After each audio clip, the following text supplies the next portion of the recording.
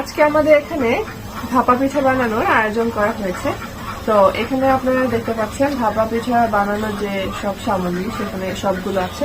এই যে আপনারা দেখেন এখানে হচ্ছে গুড়ি, এখানে গুড় কুচি করা আছে, এখানে নারকেল আছে, এই যে আবার এখানে আছে গুড়ি দিয়ে দিচ্ছি। তারপরে এটার মাঝখানে আবার কিছু গুড় দিব, গুড় দেওয়ার পরে আমরা এটার উপরে আবার গুড়ি দিয়ে দেব। গুড়ি দিয়ে একটু এভাবে চেপে দিতে হবে, তারপরে একটু নারকেল দিয়ে দেব।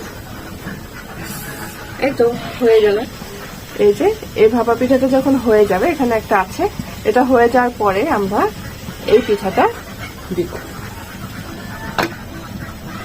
এখন আমরা দেখবো যে আসলে পিঠাটা হয়েছে কিনা। তো আমরা এটা প্রথমে একটু হাত দিয়ে চাপ দিয়ে দেখবো